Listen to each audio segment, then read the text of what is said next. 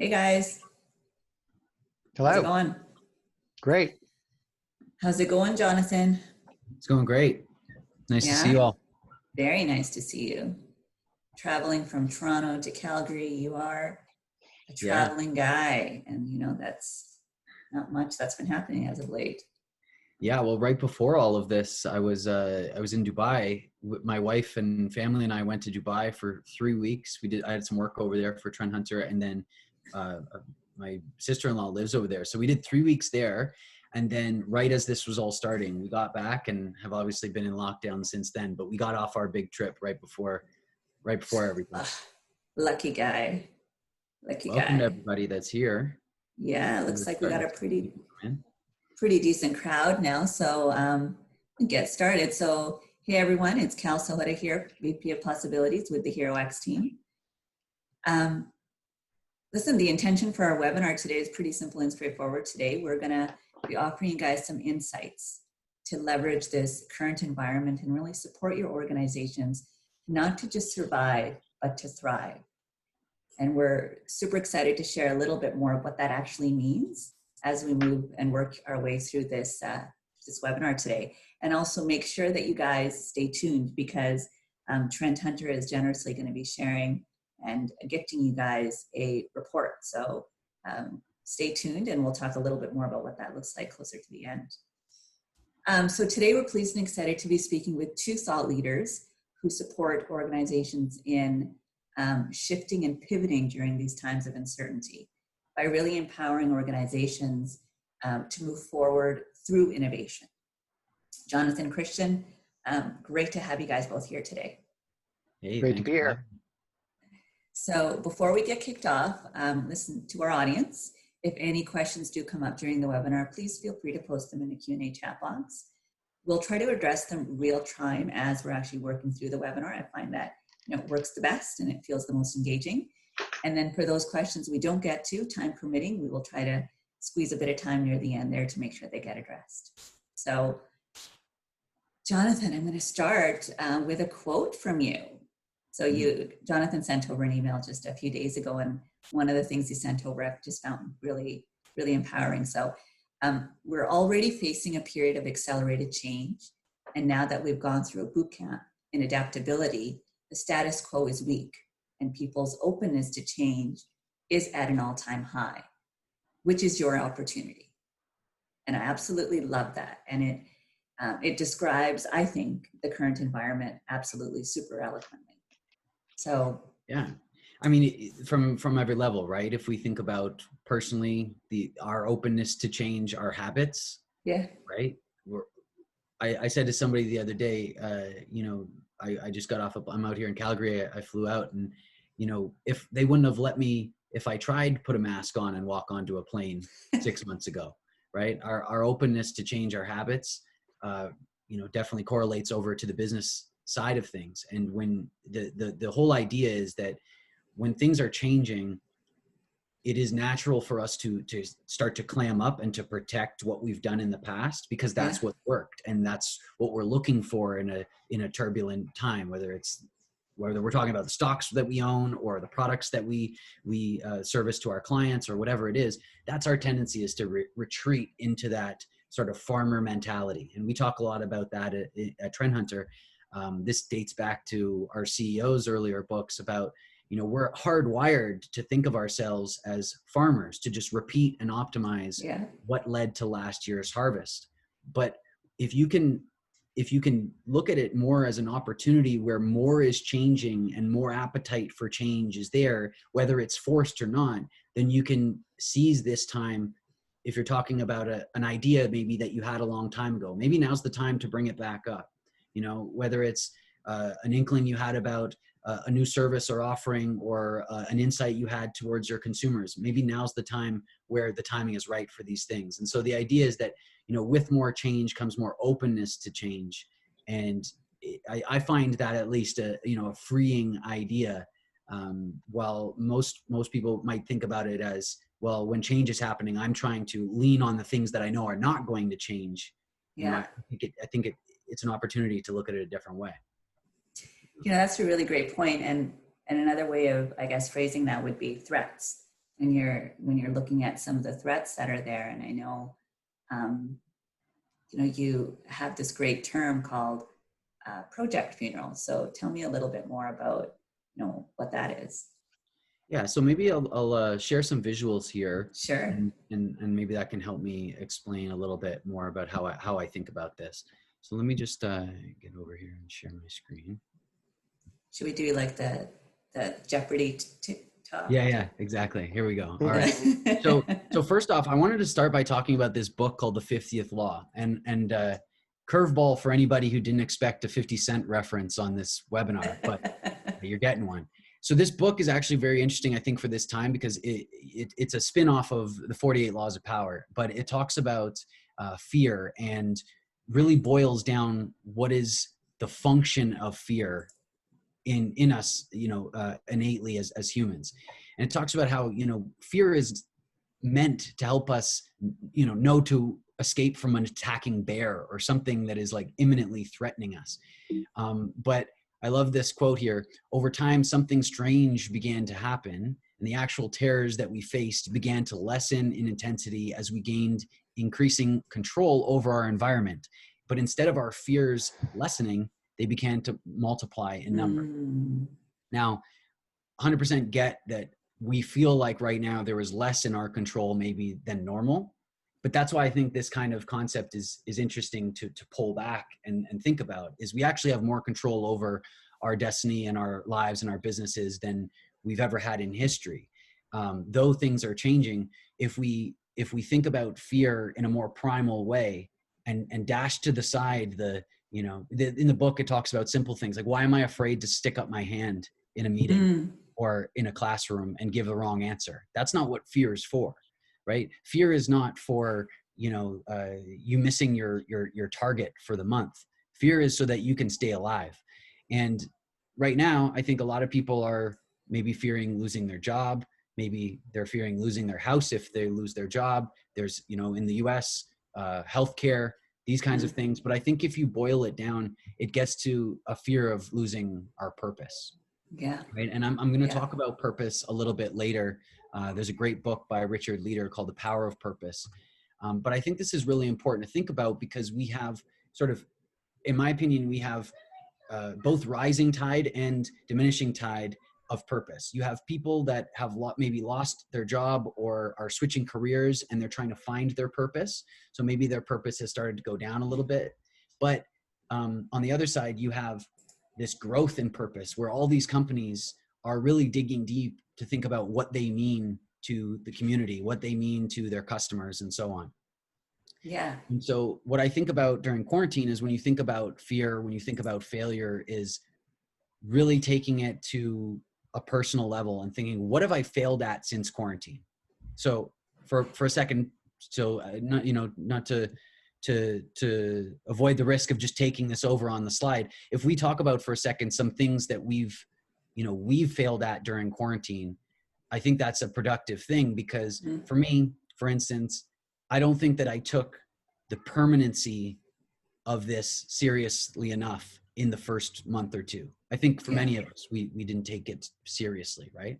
Yeah. And I think you take stock of these failures, you take stock of these and make them into purposeful failures that then lead to helping you have, a more purposeful existence. And this idea of kind of taking stock of the things that you failed at, it actually comes from a lesson that I learned from our client at Adidas. We've worked with Adidas for a couple years now through our trend research business.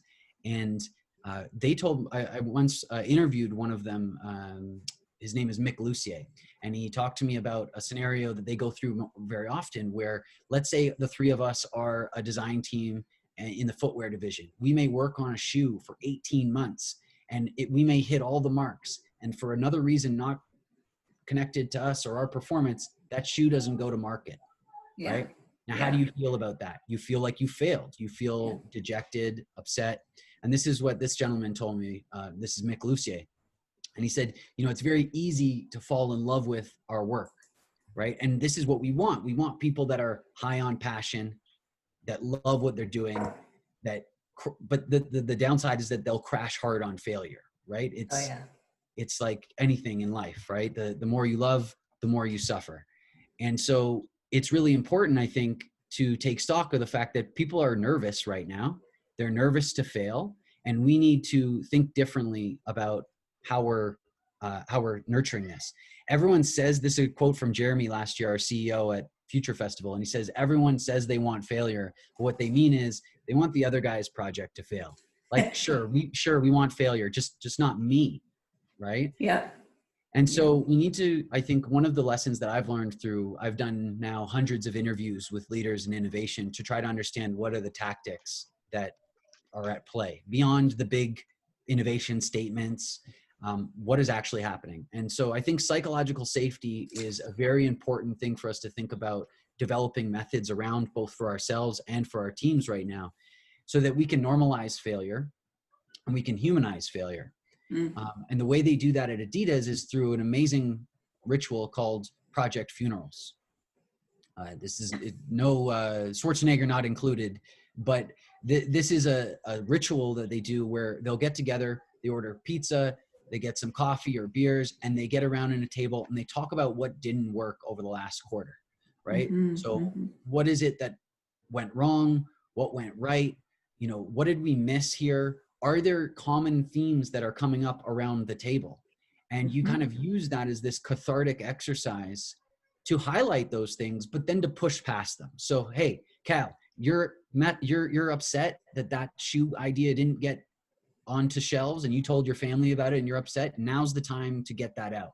Now hey, Christian, you think that one idea as part of it should stick and should be something we should use later? Cool. Let's catalog it right now so that you at least get that sense of satisfaction from moving the dial a little bit. Again, this purposeful failure. So if anybody out there, you know, ever thinks about doing these funerals, you know, you want to share project objectives. I learned, you know, sharing the outcome of what actually happened, again, trying to get to that closure. And then especially at the end there, share wins that have accumulated and catalog them. And I think this is, I would suggest to anybody out there, whether you want to do this with your team or even on a personal level, this is our team at Trendhunter. We did this at Trendhunter as part of a senior leadership meeting. And what was very interesting was, you know, I had one, our CEO had one, and so on, our president. And what we found was there was actually some common themes that were coming up that led us to understand weaknesses in our approach to certain things that we were then able to, you know, to obviously try to address.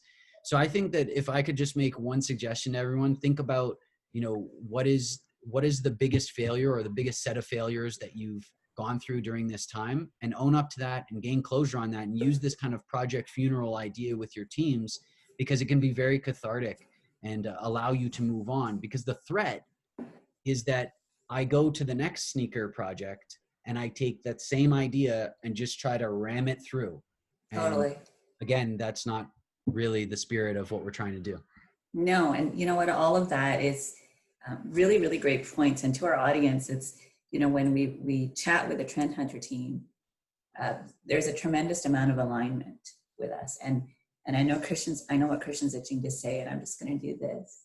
He's going to know exactly when we, you know, we went through this book. It's called The Messy Middle, and it's by Scott Belsky. And I think a lot of what you just described there, we've taken some methodology from this book called Killing Your Darlings, which you see that there's definitely an alignment there with the methodology. And Christian, I mean, we practice this very organically within the team on a regular basis. We'll challenge each other regularly. Is that a darling?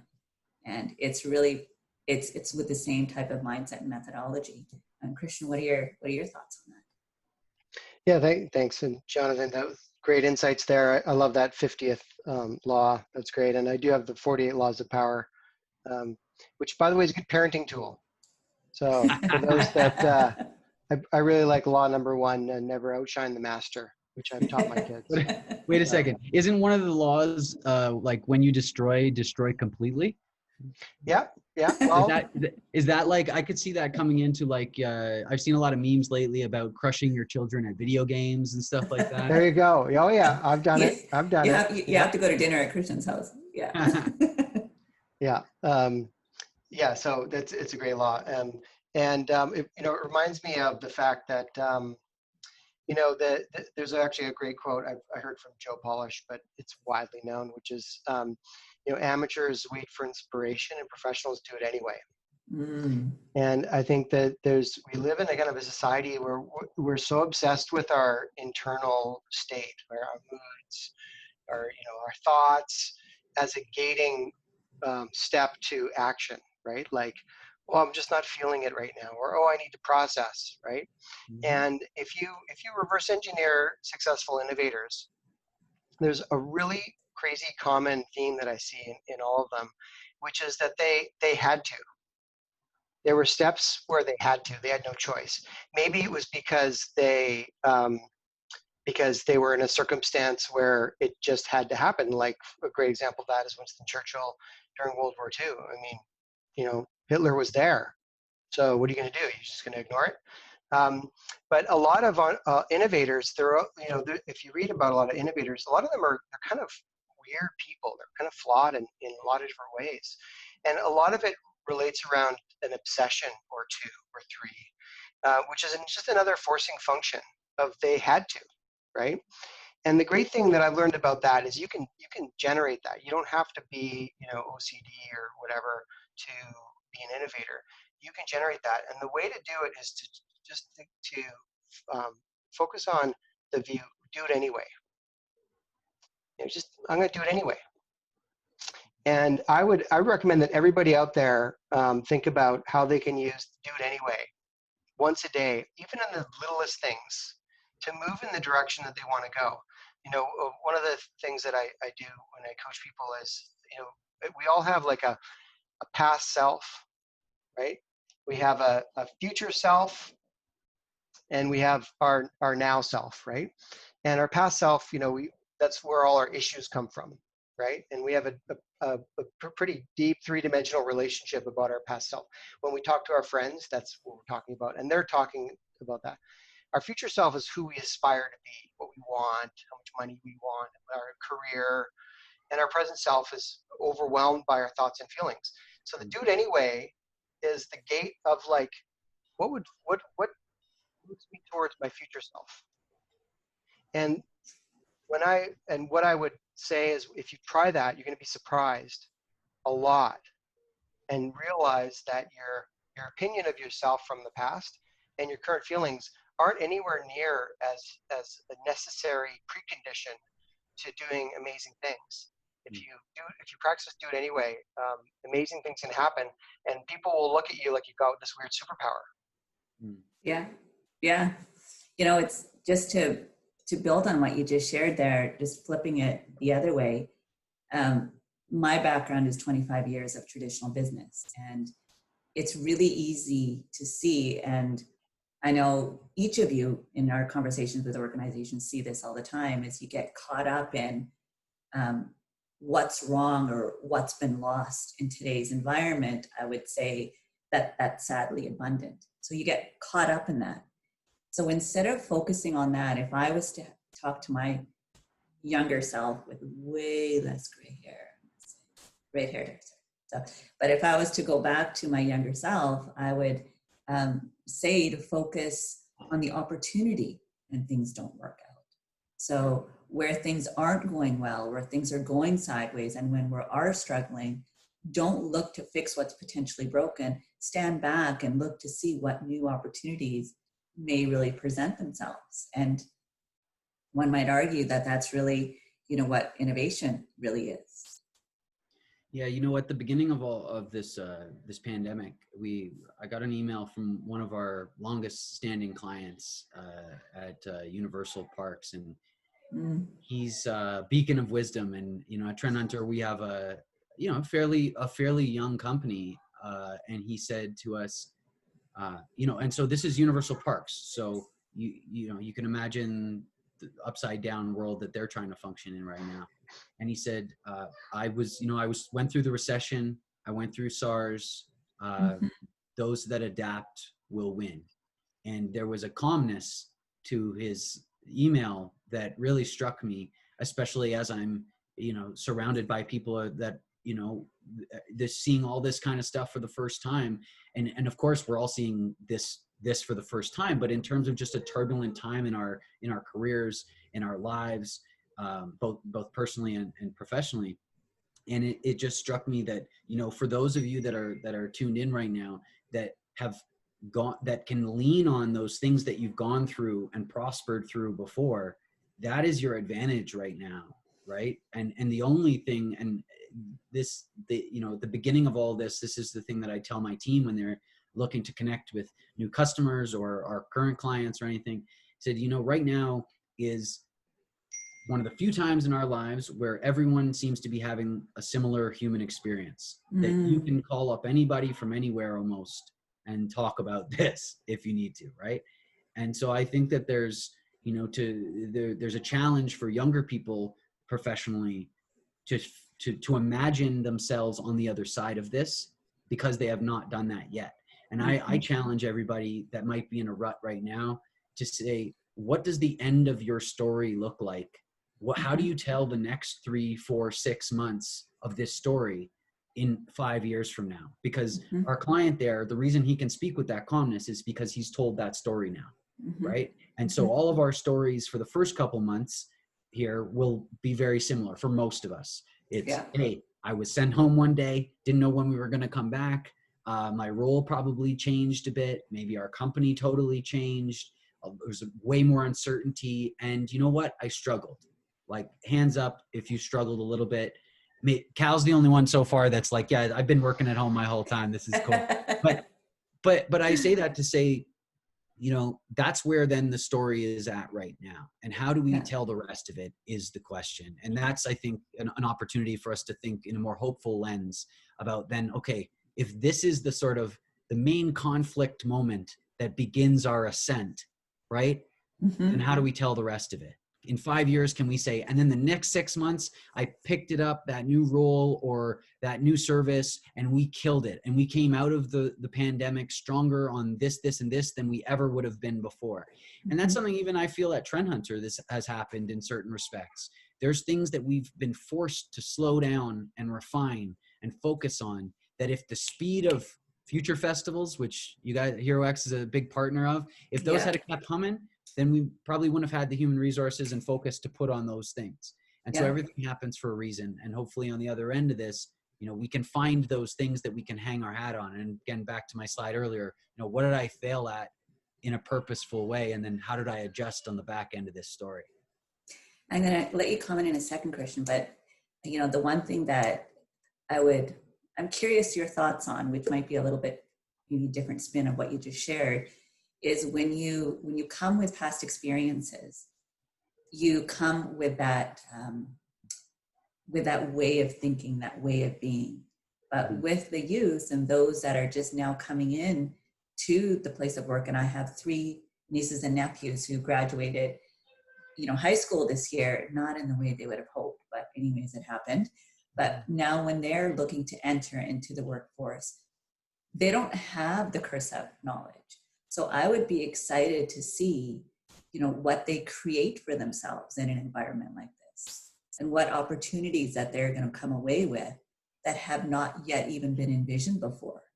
And I think where, you know, you, I, and Christian have that experience, I think that can sometimes be a bit hindering. And, you know, coming with fresh eyes into something new with courage, I think there's an innovative thought process to that I think is unparalleled. I mean, Christian, what do you think? Well, so a big part of you know, being a good innovator, being a good entrepreneur, and in many ways being a good human, is our relationships with failure, right? It's one of the great exercises that I've learned, and I think it's like a Zen thing or something, but is you stand at the end of your life and look backwards, right? Because by the way, we all have one, right? You know what I mean? So standing in your life, look backwards, and it's you know, it's kind of like climbing the mountain and looking down at the valley that you're traveling through, you know, to get a better perspective, right? It's, you know, if you're trying to find the best path, it's a good approach. And when you do that, you know, a couple of things show up. First off, obviously, the idea that you're going to live your life free of failure is crazy, right? So why should we live our lives terrified of failure when it's inevitable, right? Instead, let's kind of pick a better relationship with failure. One of the ways that I like to look at it is, is reframe your past failures is a great way to give yourself courage and strength for your future failures, because by the way, you will have future failures. Bad news, they're going to happen. One of the ways to do that is to figure out what was the cost of that failure, and now look at it as an investment in your education, right? So I just spent X dollars investing in this learning experience. Okay, now what did I learn? How can I leverage that? And my experience anyways is as soon as you reframe it that way, you start seeing all the benefits and the advantages of that experience. Even if it's just, now I know I can be as tough as that. Now I know I can survive that. So future things don't look as scary. Even that lesson. But if you keep on looking from that perspective, you'll see more and more value in those failures, and almost to the point where, at least for me, I look back at my failures, and if I could go back and change them, I wouldn't change them. I wouldn't change them. No. Yeah, I definitely agree. I think so if you're an organization, so let me ask you guys this. There's a number of listeners right now, organizations, and they may be employees, senior managers, leaders, everybody really this is applicable to. So what do we offer them to say, given the environment today, and if you're struggling with your organization and trying to make your normal again, and maybe there is no going back to your normal, maybe now there's a new normal.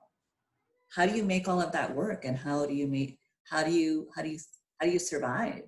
How do you make sure that your organization is going to still be relevant? What would you guys offer them? Big question. Yeah, big question. I mean, how do you survive? I think you just have to take it a day at a time. I think this is the time to lead with empathy and look at the people around you as humans. And what I've said to our team is, this is the time to focus on our tribe. Our company is the tribe, and this is not the time for us to be at each other. It's the time for us to be with each other. And again, getting to that purpose, that idea that, we need to collectively band together to actualize our purpose as a company and as people. And to Christian's point, when you think about those things that you've failed at, what are those failures or lessons transferable to? Right. I think that's a big thing, talking about Christian, bouncing off your point about the past self and our idea of the past self. Right. Well, we should have the ability now to reimagine ourselves. Like you said, we all kind of have a little bit of a scar or a toughness to us now, having gone through this, that we should be able to build on. And so I think, really thinking about what our purpose is. There's a great book actually called the Power of Purpose by Richard Leader. And I first witnessed it. I went to the Global Institute of Learning and Development. Of Leadership Development. And they talked a little bit, or they gave me the book, and I just wanted to share one or two lessons from it, because it was actually pretty transformative for me. So let me go ahead and just share my screen one more time. And here we go. So this is the book. It's called The Power of Purpose. It says, I love this quote, Christian. I thought you'd like this too. Reimagining your life is going to be messy. It's not the same as just humming along as your, farmer tendencies. So there's 3 stages that they talk about in this book of purpose. And it's great because obviously it's his opinion, but it really maps to many of our experiences growing up. So the first stage is uncovering, and it's all about me. And this is where we are, our purpose is perceived as coming from others, and it's directed towards ourselves. So think about when you're very young in your career or your life, you're trying to figure out where you fit in amongst the purposes that are out there, whether that's causes or passions or jobs or whatever it might be. But you perceive it as something that you need to fit into, right? And then you start to gain some sense of purpose from your ability to fit into those slots. And then we get to stage 2, and it's about discovering. now where it's all about us, right? So this is where you start to think about purposing or using your purpose towards helping others and the success and needs of others, right? But still on a sort of an arm's length idea, right? Of well, my team or my family, or it's still about an external thing that you're going to bring in to benefit, your sort of circle. The final one is rediscovering, which is where it's all about us. And this is the best example from the book, I think, said, you may not build a library, but in this stage, you're realizing the value of reading to the next generation, for instance, right? So here it's perceived as the purpose is coming through the self, and it's used for the sake of others. And even if I don't know if you guys agree, but if I mapped that on a journey from a rookie and wherever I am to in a leadership position, I think you go along that spectrum as well as you start. I remember my first couple years with managing people, and I had to kind of shake off I'm not a player competing with you. I'm trying to create ripples that will allow you to be successful, because all of us can be way more successful than I could be, even if I was working at 1,000%. Yeah. I think one of the biggest elements of kind of what's happened is going back to basics. Just feels like the world has slowed down, taken a step back, and just shifted back to basics. And I would say one of the basics of that is just as a team, it's not what we do, it's who we are. And who we are is really the culture and the essence of what a team is. And I think if your company culture is strong and your core values are solid, then you're really in service of each other. And that really is what you've been saying, but just phrased maybe a little bit differently. So again, the alignment in the conversation here is really powerful. So when you are in service of one another, there is no team lead, there is no support person, there is team members that are in service of each other's success. And when you offer that and you show up that way, it's amazing the lift that not only a team will get, but what lift that you will offer, your organization. And I think when the foundation of a team is strong at the core values, then when you're in an environment like here, like now, shifting and pivoting to ensure survival and success, those conversations become much easier because you're coming from a place of alignment. You're coming from a place of authenticity. And I think when we do that, the rest of it becomes easier. And again, it's interesting that core values really speaks to that. And I'm really present to that at HeroX. But I find the world is kind of aligned with HeroX's core values, just, being in service of each other. People are kinder. And, you almost go back to the basics. And I think for those organizations that are able to lean into that, their ability to pivot and thrive is going to be, I would argue, exponential. And Christian set our core values, and he can talk about them for probably hours. Would you agree, Christian, with that share?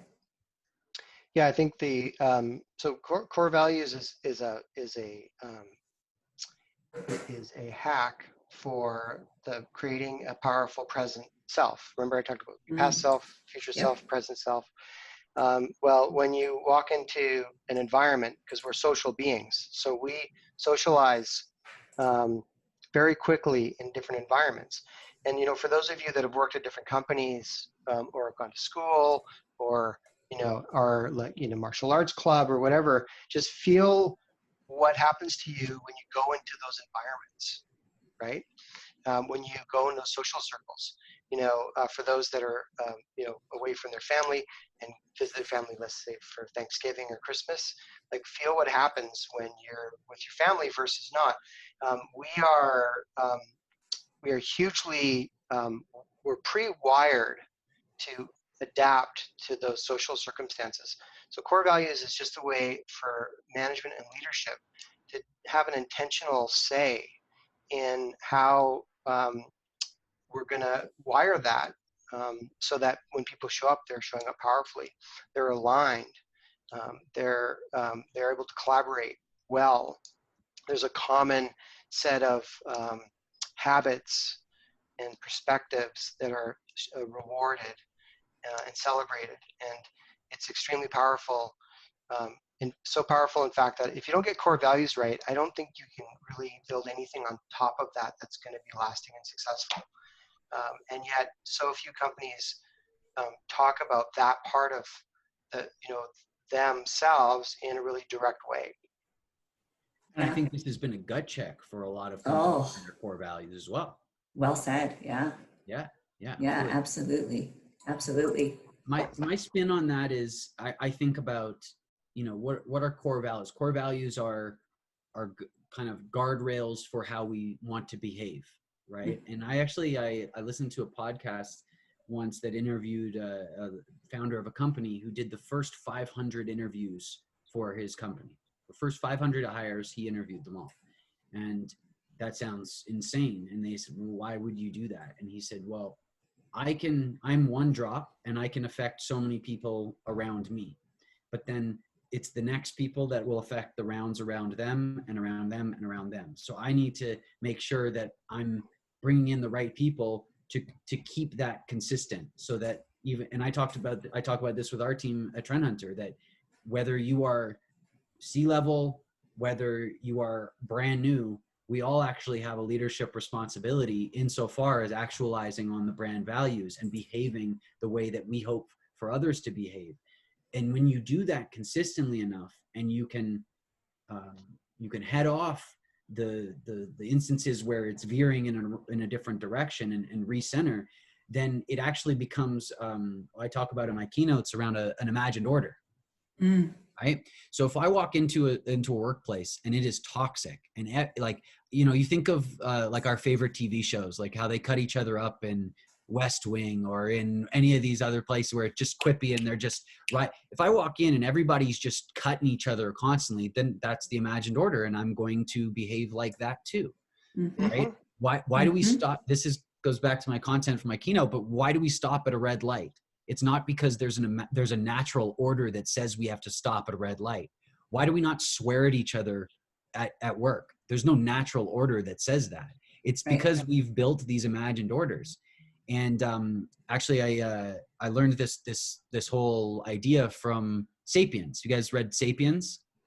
Great book, right? And again, taking a step back, thinking about our humanity and our species, and that we are actually governed by more imagined orders than natural orders at this stage of our civilization. This is important for us to think about, because we, at any level, we have the ability then to shape how people behave. And one of the best examples I have of this was the Air Force came to Future Festival, our innovation conference that HeroX partners with, and a couple years ago. And, at the Air Force, you've seen the famous scene, you can't handle the truth, right? Yeah. Right? That's how I think of the Air Force, right? Specialization, adherence to protocol, strict processes, do what you're told, don't speak unless you're spoken to. And that works in battle and in certain aspects of what they're doing. But in an innovation context, they realized that they needed to shift that imagined order. Yeah. Right. So what they did was they stood up, they said, listen, we're setting out for a mandate to change this. And the way that we're going to do it is by creating a mechanism that welcomes ideas from new airmen and women in the Air Force. Because previously, if Cal's the colonel and I'm the new recruit, Cal does not want to hear my new idea. And so there's no pathway, and that's the order that is then adhered to for decades. Yeah. Right. So then they say, okay, now what we're going to do, they called them lion boards, launching ideas and opportunities now.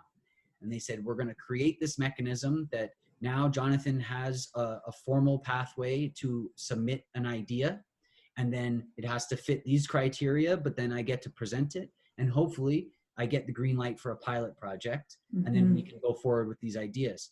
And I said, that's pretty cool. Can you give me an example of some of the things that have happened from this? One was really really neat, and the other one was really basic, and it kind of shocked me. So the really cool one was they said the folks that they're doing whatever measurements they're doing in the field, and they said, listen, we have to haul out all this equipment every time in like a desktop kind of fashion to do these measurements. Why don't we have a mobile solution for this? Now, Cal's the colonel. Cal hasn't been in the field for decades. When Cal was on the field, they didn't think about mobile solutions for this. So how would it have ever been anything that you would push forward? So that was one thing that came through this program, and ended up they created a mobile solution for this, and they were able to launch that. The other one was kind of crazy because someone apparently they were still housing mission and training footage on VHS tapes, like in a warehouse somewhere. And so someone said, well, we should probably house them in the cloud server. And, that went through right away, and it didn't need anything, any presentation at all. They just greenlit it. But again, that seems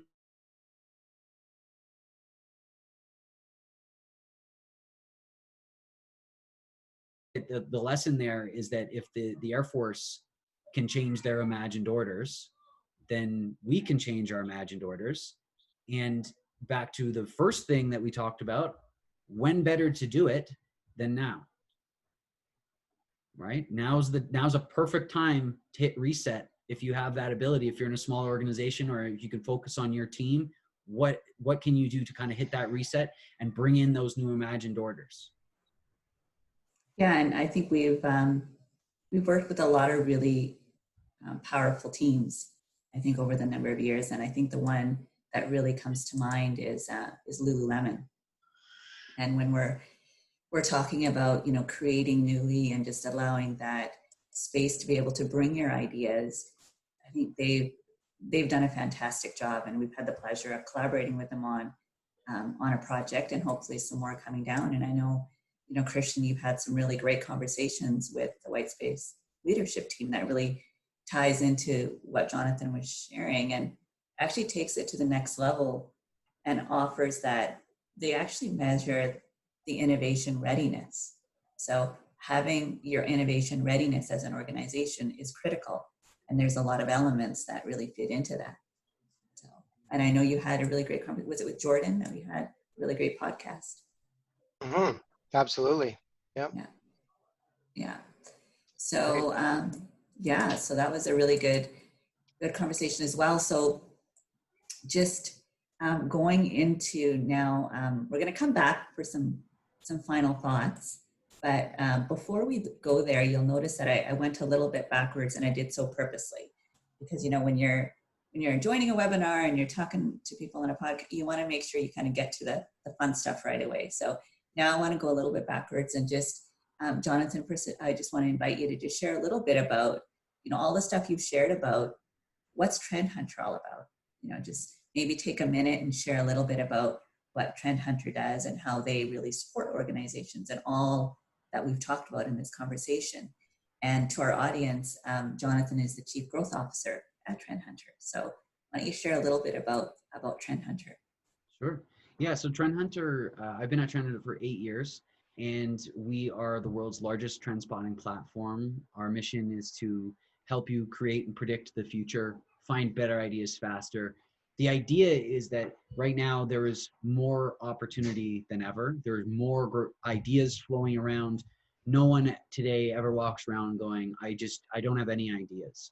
And so our purpose is, especially on the trend research side of things, is to help boil all of that down to the meaningful opportunities that you can pursue for your business. And so we have a proprietary method of crowdsourcing and crowd filtering innovations.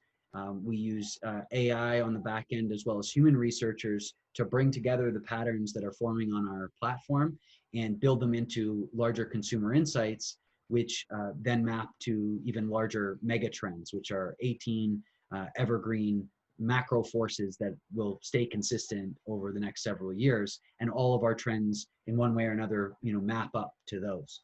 And so the business is split into a couple ends. There's 3 ways that people usually access TrendHunter. 1, come to our future festivals. Stay tuned for those one day.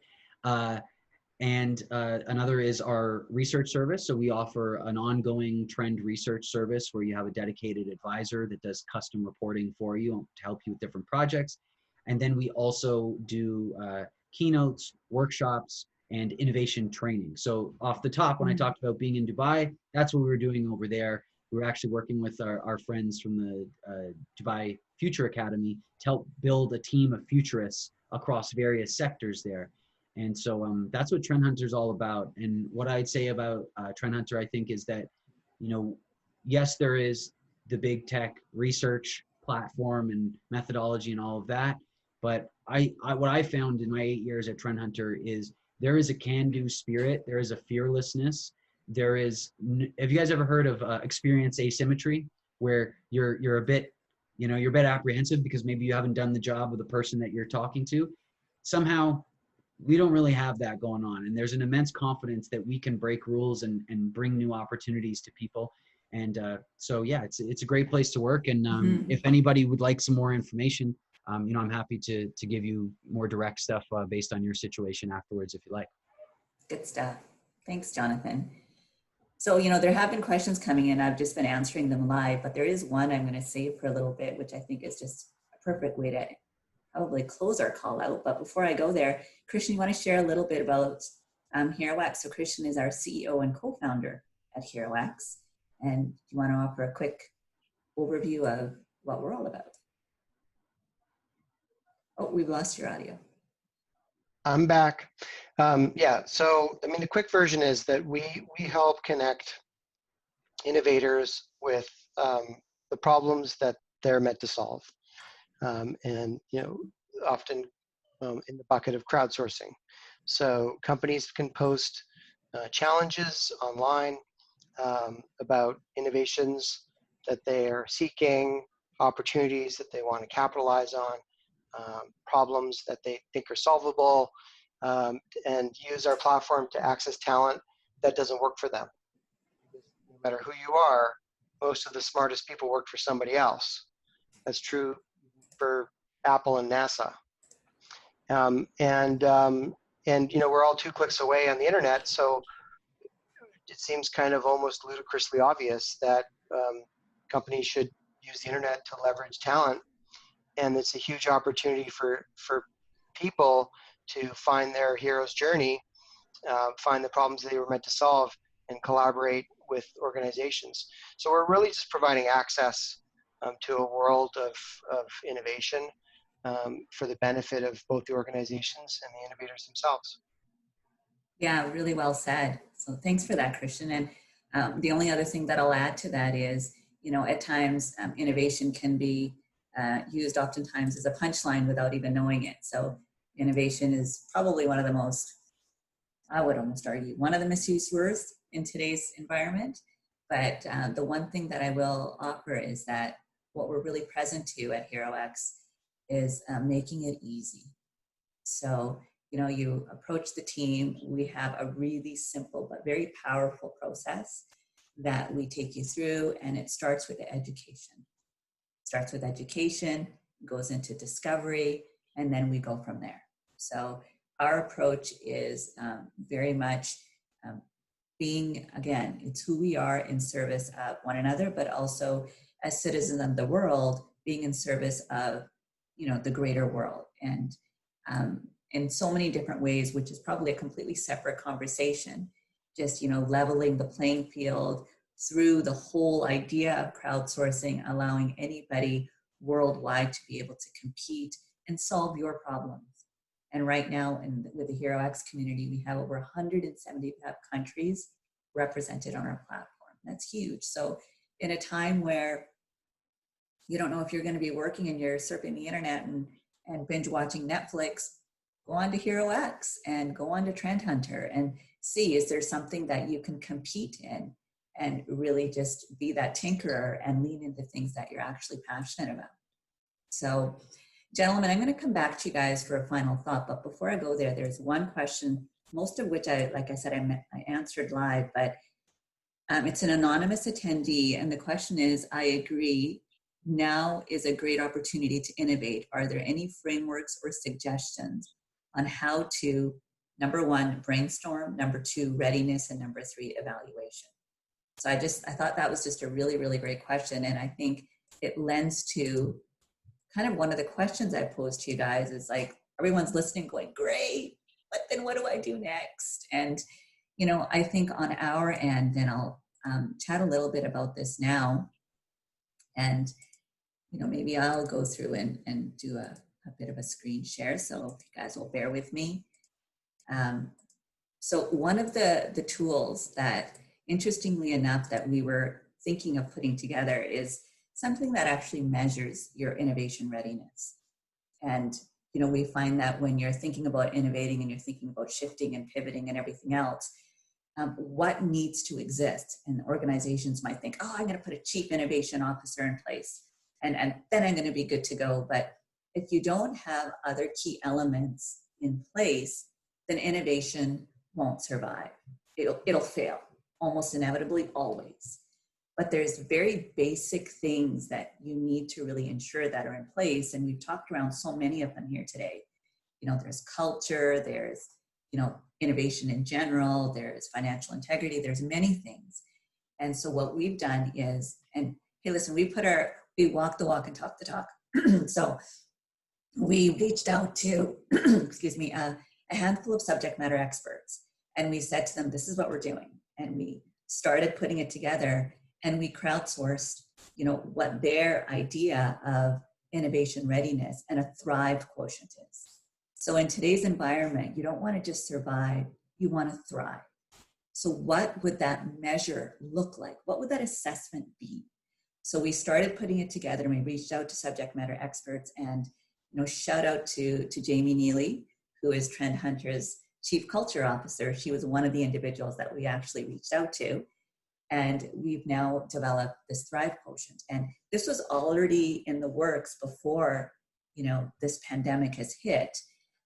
But since the pandemic has hit, you know, we really fast tracked it because we saw the need and the urgency to have this in place. So, you know, for a limited time, we're offering this at no cost. Normally we would apply a cost. I will be sharing this. I'll share this in the chat momentarily, and I'll also send it out to everybody that registered to attend this. And you basically take the test. We have some great testimonials. It'll take you all about 10 to 15 minutes, and you get a really great assessment and a really wonderful start point to where to begin.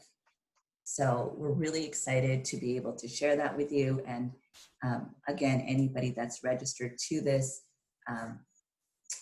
to our webinar here will absolutely get that. And we'll make sure that we share that with TrendHunter's audience as well. So look forward to that. And as I mentioned, I'm going to circle back to you two for some final comments. So really great conversation today, gentlemen. So Jonathan, let's start with you. Any final comments that come to mind? Oh, you're on mute. Classic rookie mistake. Yeah, classic children crying in the back mistake as well. Yeah, so I think one of the things that I didn't get to today that I just wanted to mention is I want everybody to go ahead and look up diffuse versus focus mode thinking, because this is something that is very important right now. And the idea is that when we're focused, when we're using our focus mode thinking, this is when we're doing a math problem, when we're writing a paper, when we're practicing a specific dance move or something like that. We're just focused on this small bit, you know, of thought process. And the best visual I've seen is if you think of a pinball machine, and you know, there's all these nodes everywhere, and the ball comes up and it pings off of these different ones, but it's all over here in this quadrant because they're all so close together. And really the solution is over here, and your mind is not letting you get to that. Then there is diffuse mode, where same image, just imagine the nodes are all further apart, and so your thoughts have further distance to go between them. That's when you're, you know, sort of meandering, you're having a shower, you're going for a run, and then boom, that, you know, that idea comes back that you were trying to figure out before. And the reason I think that's an important concept to internalize, and this comes from a book called Mind by Numbers. It's math and science, learning math and science for people that flunked math and science. And and it's all about just learning. But when we think about the conditions that we're in right now, I think that it's relevant because because we're working virtually, so many of our interactions are deliberate. They have, like, I set up a meeting with Christian to talk about this thing. We're done. We click end, and we're back to the next deliberate conversation. There's a lot less of the meandering. There's no water cooler. There's no kind of like organic, oh yeah, catch you in the lunchroom, and oh, you're working on that. Oh, I have an idea for that. I'll send you a note. These kind of things are not as ready for us to use.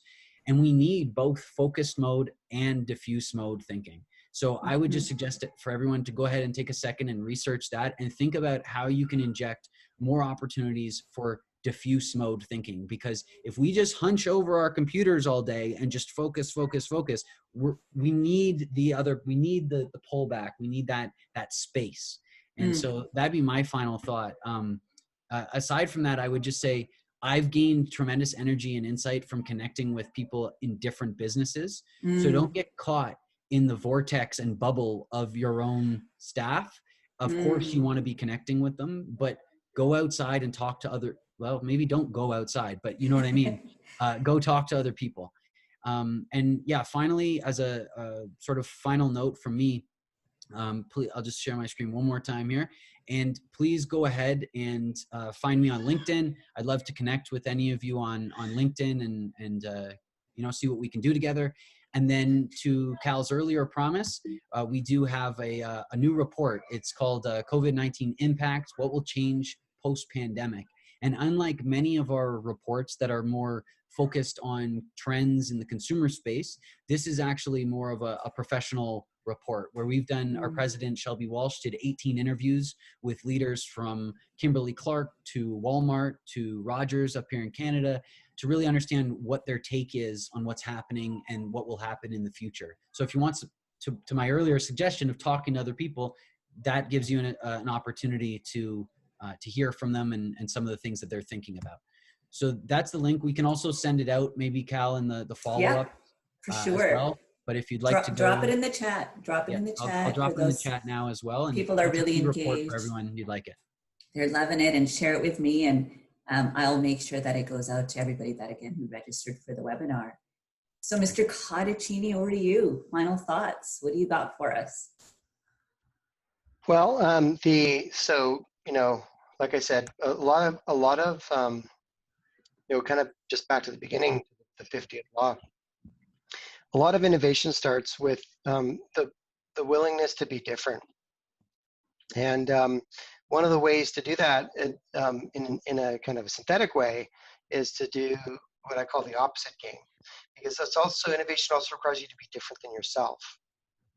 And so the opposite game, which is kind of related to what I was talking about earlier, the do it anyway thing, the opposite game can be done as a thought exercise or a behavioral exercise. And it's like, if you always do things the same way, if traffic makes you angry, if you have pet peeves about people acting certain ways, the opposite game is where you give yourself permission to role play doing the opposite. Okay. And you'd be surprised if you do. Now you need to do it enthusiastically, right? You need to do it like really, really do it. But you'd be surprised at how surprised you're going to be when you realize that your mood is driven by your actions, even though we spend most of our time thinking that our actions are driven by our mood, right? Which, by the way, they are, because we're on autopilot, just drifting through life unexamined. But then we think that that's actually a hard constraint. It's not a hard constraint. It's just a bad habit.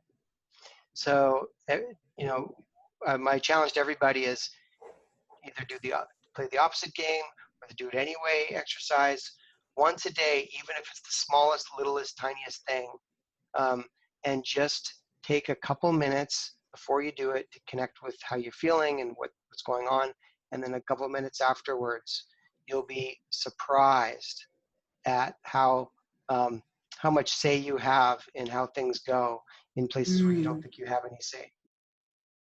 Amazing. Love that. So final thought from my end, trying to follow both of these great comments. I think on my end, I would offer that, you know, if you're a leader, go back to the basics and think about how you're going to inspire your team. When you wake up every morning, it's not about how are we going to survive? How are we going to check this box? How many meetings am I going to attend? You wake up every morning and you ask yourself the simple question, how do I inspire? And imagine what's going to come to you. You stand from a place of completely different. And for those that potentially aren't leaders, they're all leaders. For those that are leaders in the making, but not leaders yet, then I invite you to show up and say, how can I be inspired? How are you going to do this? And when you think along those lines, you show up courageously and you show up leaning into new ideas. And in an environment where things are crashing and burning and going sideways, there is opportunity. There is opportunity, I promise you there is, because there have been many pandemics and many catastrophes that have caused many upheavals.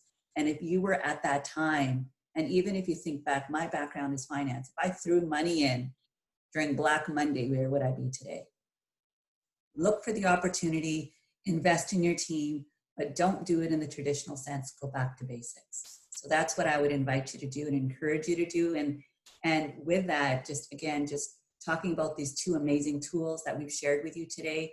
Thank you so much, Jonathan, for sharing that tool. And as well, you know, take the Thrive Quotient.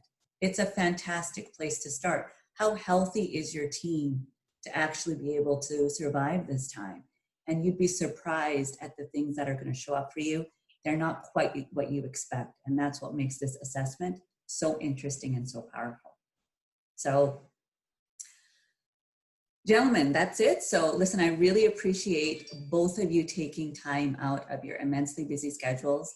And Jonathan, for you, you know, keeping your poor kids tied in the room in the back, but they still snuck out, right? So my son was tiptoeing around. You guys didn't see him. My son's 26, but he's trying to grab his keys and he's tiptoeing. I should have just turned the laptop. Yeah, everyone tune in next week and our children will do the they'll do the webinar next week. So listen, again, thanks so very much for taking the time. For our audience, take it all in. Take advantage of the tools, listen and reach out to Jonathan, reach out to myself or Christian. We are here. We are citizens of this world first. So however we can support you, that's what we're here to do. And with that, on behalf of Jonathan, Christian, and I, thank you so very much for taking the time to join us. Please stay safe and have a wonderful rest of your day. Thanks, Awesome. everybody. Thanks, Cal. Bye-bye.